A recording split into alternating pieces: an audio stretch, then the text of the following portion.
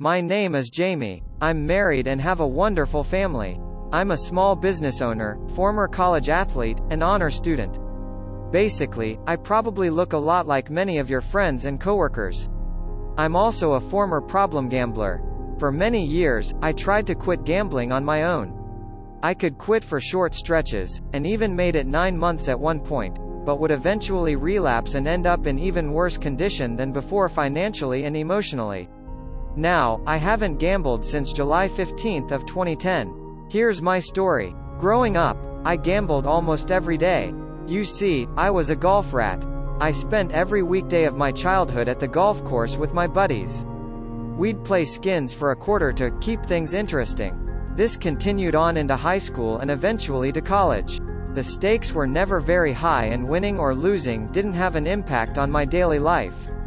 It was all just harmless fun. I first became aware of problem gambling when I was in college. It wasn't me, but a very close friend of mine that had become addicted to gambling. When they called to ask me for money, I was in shock. They had a job and it didn't make any sense why they needed money to pay basic bills. Eventually, I came to find out that they had become addicted to slot machines and every paycheck was going to the casino. So, I bailed them out. I sent them money with the promise of being repaid. Then the phone rang again. And again. And again. Each time, I knew that the request for more money was coming. I couldn't say no, so I continued to send it. As months passed, I continued to try to help. I set up plans for paying bills, catching up on credit cards and even had an envelope system they agreed would work. But it didn't. The problem continued to grow. As you can imagine, seeing the effect gambling was having on my friend was devastating. I began to hate the casinos and swore I'd never go again. The summer of 2003 I had just turned 21 and like most college kids, spent a lot of my time hanging out with friends and partying. With school out for the summer, my buddies and I would spend the days playing golf and the nights at the bars. One afternoon, a few of my friends were heading over to hang out with their high school buddies and play poker. I had never played, but decided to tag along. For the first little bit, I just watched. The game was Texas Hold'em. Though I didn't even know the hand ranks, after a while I decided to jump in. The game was very low stakes and I didn't want to be the weird kid sitting and watching. I don't remember, but I'm sure I lost money that day. We went out that night and I didn't give poker much of a second thought. In a house full of athletes, our TV was always tuned into ESPN. Therefore, when they decided to air the World Series of Poker main event as a series, our house full of guys was watching. The 2003 WSOP was a script perfect for a movie, featuring the everyday man, Chris Moneymaker, against the pros. In the end, the accountant from Tennessee took down the championship and in doing so ignited the Texas Hold'em poker boom. As we watched the series, our house joined in the action. We began having regular home games. For myself and few other roommates, that wasn't enough. The WSOP featured ads for online poker rooms and we jumped on our computers to play. While I had played golf on our college team my freshman and sophomore years, I had now quit and therefore had even more free time on my hands. I was also looking for a competitive outlet and playing poker was filling that void. At this time, I was not even a year removed from my experience helping my friend. I still hated gambling, but poker felt different. My friend was a slot machine player, where the odds are controlled by the casino. With poker it was different, the casinos took a small piece of every pot, rake. But by knowing the odds of each hand combination and future cards, you could gain an edge on the people you were playing against. Math had always been my strongest subject in school, so it was a natural fit. Not only did I have the math on my side, but I was also fully aware of the pitfalls of gambling. Knowing this, I'd gamble within my means and would cash out once I doubled up. For the most part, it worked. I won a little and when I lost, it was within my means. After a while, the $25 buy-ins weren't as appealing as they once were. I had gained experience and started playing $50 or $100 buy-in tables. Not only did I increase my stakes, but I also started to play more than one table at a time, multi-table. Playing conservatively, you fold most hands. It can get pretty boring, and by playing several tables at once, it was easier to focus and only make good decisions. It works. After not having much success for a year or so, I finally started to figure things out. I had an approach to the game that was working. There was one month that really sticks out in my mind. It was January of 2005. I was getting close to graduation, but I had no desire to enter the working world. After all, in 1 month I had seen $100 grow into more money than I could expect to make in a month of work as a marketer. I was hooked. Pretty soon, I was multi-tabling at $100 minus 400 buy-ins each. The swings began to increase and the withdrawals began to decrease. I even added a second monitor to play 8 tables at once. Until it doesn't. While I always considered myself a winning player, I had a massive leak in my gameplay. Tilt. In poker, tilt is an emotional state where you lose all sense of proper gameplay and begin making aggressive moves that are based in anger, not math. A trigger for my tilt was when I would get all of my money in on a hand with massive odds to win, only to have my opponent pull one of the 2 cards in the deck that could save them. When these things happened, I lost my mind. A week of playing conservatively and winning would be wiped out by a 15-minute session on tilt. The losses add up over time. My losses began adding up to significant amounts. I was no longer playing within my means and was using credit cards to fund my gambling problem. All the while, I was still convinced I could and would turn things around. The next time would be different because I wouldn't play as long. I'd cash out when I was ahead and would quit at the first sign of tilt. But nothing changed. Every time was exactly like the one before.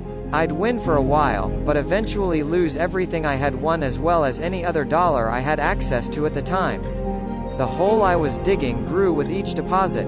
When I would get in over my head and not be able to pay my bills, I turned to family. I knew my family would help out as they had tried to help my friend out as well. I would sell them on the idea that I was going to quit once and for all.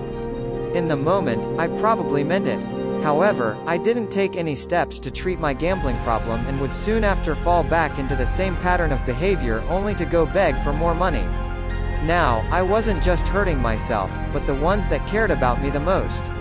Something had to change. As the losses began to add up, I started playing other games to chase my losses.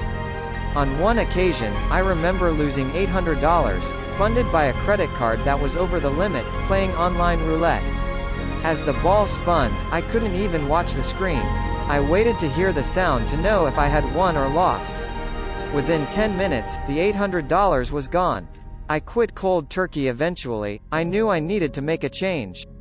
My grandma had previously quit smoking cold turkey and I sold myself on the idea that I could do the same with gambling.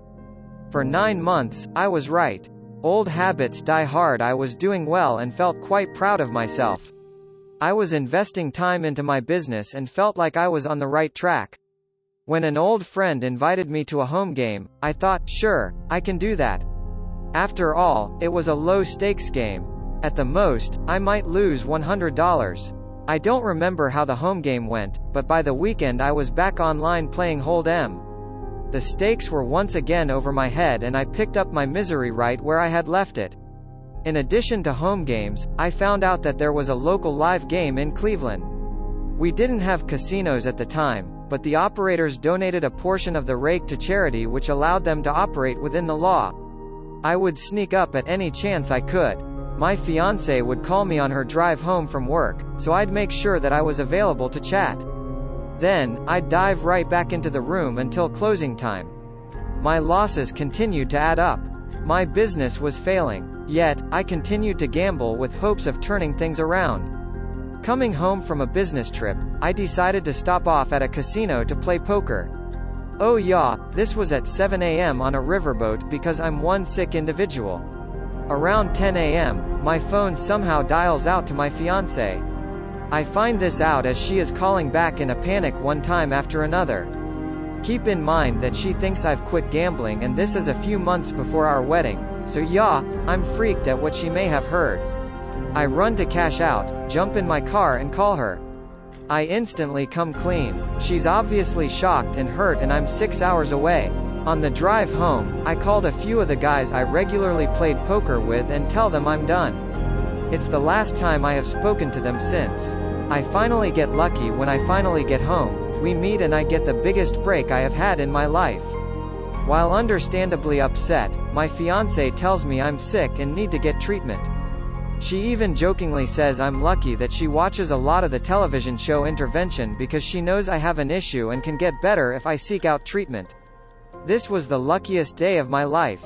I go to Gamblers Anonymous. I had zero interest in going to GA, but I didn't want to lose my fiancé. I also think I was tired of the issues my gambling had created, but I had been in that state of mind and hadn't taken action, so I credit my fiancé with getting me there. GA was a bit weird at first and I tried to think of reasons not to go. I loved playing poker and didn't want to think of giving it up for the rest of my life. I also didn't want to be stuck going to GA for the rest of my life. Despite all these reasons not to go, I continue to attend. Deep depression sets in after a few years of going to GA. I became deeply depressed. I only mention this as a heads up to those that might also experience it. I think I was finally dealing with the shit I had created and that was the root of my depression. I still deal with the depression from time to time, but I'm learning how to better address it. Where I am today, I now have over 7 years clean time in GA. I've grown so much as a person. My finances get better every day and I no longer have the urge to ruin my life gambling. The biggest part of my recovery has been reminding myself of the problems gambling creates in my life. Before going to GA, I would quickly forget about these side effects and only focus on the wins.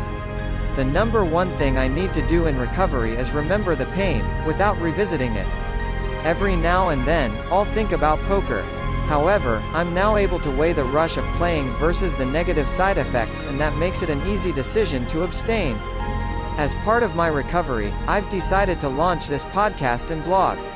There are so many others out there struggling with a gambling problem. My hope is that my story can help them.